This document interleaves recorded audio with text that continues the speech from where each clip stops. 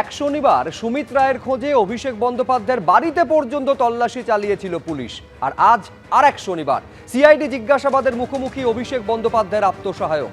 এখন প্রশ্ন হচ্ছে, সুমিতের জিজ্ঞাসাবাদে কি অভিষেক বন্দ্যোপাধ্যায় আরও অস্বস্তিতে?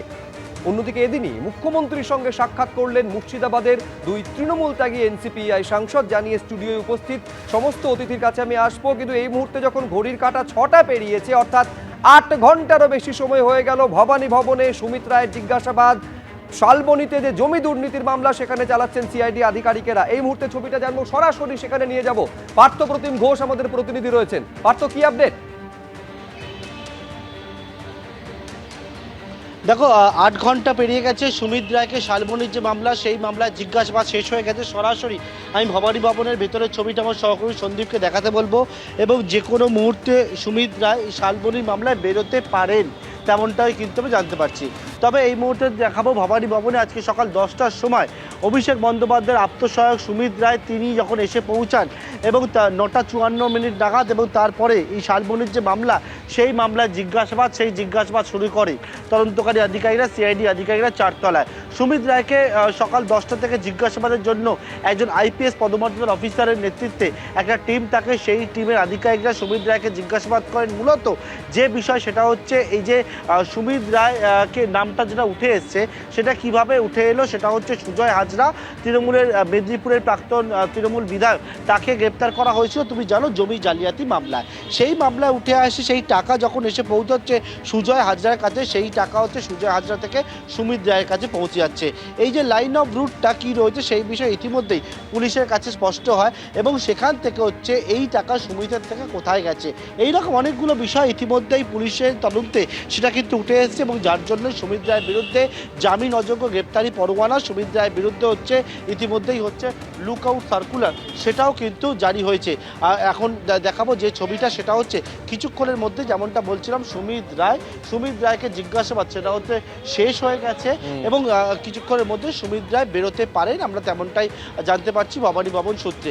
এই মুহূর্তে সরাসরি যে ছবি দেখতে পাচ্ছ, সিআইডি যে দপ্তর, সেই দপ্তরে শালবনীর যে জমি জালিয়াতির মামলা, সেই জমি জালিয়াতির মামলায় সুমিত রায়কে জিজ্ঞাসাবাদ, সেই জিজ্ঞাসাবাদ শুরু হয়েছিল সকাল 10টা থেকে। সেই জিজ্ঞাসাবাদ কিন্তু শেষ হয়েছে সন্ধ্যে 6টার কিছু সময় আগে। সুপ্রিম কোর্টের যে নির্দেশ ছিল, সেই নির্দেশ হচ্ছে সুমিত রায়কে কিন্তু তদন্তকারীদেরকে সহযোগিতা করতে হবে, এবং সুমিত রায়কে তদন্তকারীদেরকে সহযোগিতা করতে হবে, সেই নির্দেশ দেওয়ার পরবর্তীকালে হচ্ছে সুমিত রায় এদিন এসে পৌঁছেছেন ভবানী ভবনে। এখন সিআইডি জিজ্ঞাসাবাদের মুখোমুখি হন আজকের দিনে। বেশ, সিআইডি জিজ্ঞাসাবাদ সেটা শেষ হয়েছে বলে জানা যাচ্ছে। সরাসরি ছবিটা পার্থ আমাদের তুলে ধরছিল।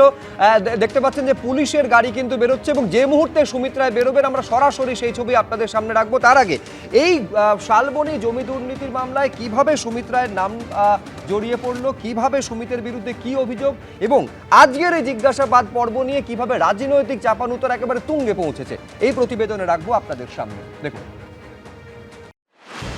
তার বিরুদ্ধে অভিযোগের পাহাড়, মামলার পর মামলা, মুড়ি মুরকির মতো এফআইআর। প্রায় 3 মাস বেপাত্তা থাকার পর অবশেষে সামনে এলেন অভিষেক বন্দ্যোপাধ্যায়ের আত্মসহায়ক সুমিত রায়। শনিবার সকাল 9টা 54 সিআইডির সদর দপ্তর ভবানী ভবনে হাজির হন তিনি। আপনি কোথায় ছিলেন? আপনারা খোঁজে একবার অভিষেক বন্দ্যোপাধ্যায়ের বাড়িতে তালা ভাঙতে যাচ্ছে তো পুলিশ। হ্যাঁ, দুর্নীতির সঙ্গে যুক্ত, একের পর এক অভিযোগ। সুমিত রায় আজকে জিজ্ঞাসাবাদের মুখোমুখি হয়েছে, কারণ কোটি কোটি টাকা সুমিত রায়ের কাছে গিয়েছে বলে তেমনটাও কিন্তু পুলিশের তরফে দাবি করা হয়, এবং সিআইডি জিজ্ঞাসাবাদের মুখোমুখি হয়েছে সুমিত রায়। যে মামলা, শালবনীর মামলা, যেখানে হচ্ছে সাময়িক স্বস্তি রয়েছে, ডেবরার মামলা, তার রক্ষা কবচ রয়েছে, কিন্তু অন্যান্য একাধিক যে মামলাগুলো রয়েছে, সেই মামলায় কোনো রকম কোনো রক্ষা কবচ নেই অভিষেক বন্দ্যোপাধ্যায়ের আত্মসহায়ক সুমিত রায়। রাজ্যের ক্ষমতা থেকে তৃণমূল চলে যাওয়ার পরই ডায়মন্ড হারবারের সাংসদ অভিষেক বন্দ্যোপাধ্যায়ের আত্মসহায়ক সুমিত রায়ের বিরুদ্ধে ভুরি ভুরি অভিযোগ সামনে এসেছে। তার মধ্যে একটি শালবনের জমি দুর্নীতি, যেখানে সরকারি জমি জালিয়াতি করে বিক্রির অভিযোগ ওঠে। কোটি কোটি টাকার দুর্নীতি হয় বলে অভিযোগ। সেই মামলায় অভিষেক বন্দ্যোপাধ্যায়ের আত্মসহায়ক সুমিত রায়ের ক্যানাল রোডের বাড়িতে শুক্রবারই যায় পুলিশ। শনিবার সকাল 10টা তাকে হাজির হতে বলা হয়।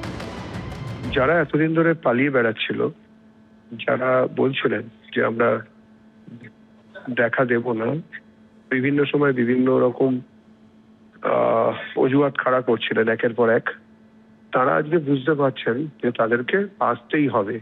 নতুন সরকার কাউকে কোনো রকম পলিটিক্যাল ইমিউনিটি দেবে না, আসতেই হবে, পালিয়ে বাঁচা যাবে না।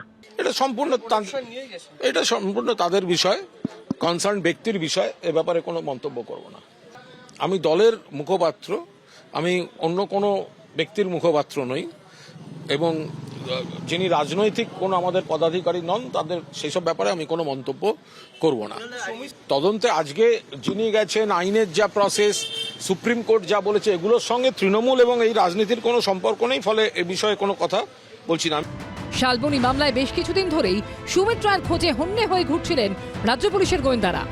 তার নামে জারি হয় লুকআউট সার্কুলার এবং অ্যারেস্ট ওয়ারেন্ট। সুমিত রায়ের খোঁজে এর আগে অভিষেক বন্দ্যোপাধ্যায়ের বাড়িতেও তল্লাশি চালিয়েছে পুলিশ পৌঁছে গেছিল সুমিত রায়ের বাড়িতেও, কিন্তু এত কিছুর পরেও খোঁজ মেলেনি সুমিত রায়ের। সুমিত রায় চার্টার্ড মাফিয়ার ম্যান ফ্রাইডে, সুতরাং প্রপার ইনভেস্টিগেশন মানে will lead all roads to রোমের মতো ক্যামাক স্ট্রিট পর্যন্ত সমস্ত রাস্তা নিশ্চিতভাবে পৌঁছবে। মানে সুমিত রায় অবশ্যই জ্যামিতিক নকশার একটা অত্যন্ত গুরুত্বপূর্ণ পয়েন্ট। গ্রেফতারের আশঙ্কায় আগাম জামিনের আবেদন নিয়ে বৃহস্পতিবারই সুপ্রিম কোর্টে দ্বারস্থ হন সুমিত রায়ের আইনজীবী। শালবনী জমি দুর্নীতি মামলায় সর্বোচ্চ আদালত পর্যবেক্ষণে জানায়, অভিযোগগুলি অত্যন্ত গুরুতর। আমরা দেখতে চাই এটা শুধুমাত্র হিমশৈলের চূড়া কিনা। বৃহস্পতিবারই সুমিত রায়ের তদন্তে সহযোগিতা করার নির্দেশ দেয় সুপ্রিম কোর্ট। শনিবার নির্ধারিত সময় সকাল 10টা 6 মিনিট আগেই ভবানী ভবনে হাজির হন তিনি। পার্থপ্রতিম ঘোষ ও অরিত্রুপ ভট্টাচার্য রিপোর্ট, এবিপি আনন্দ। এবিপি আনন্দ, এগিয়ে থাকে, এগিয়ে রাখে।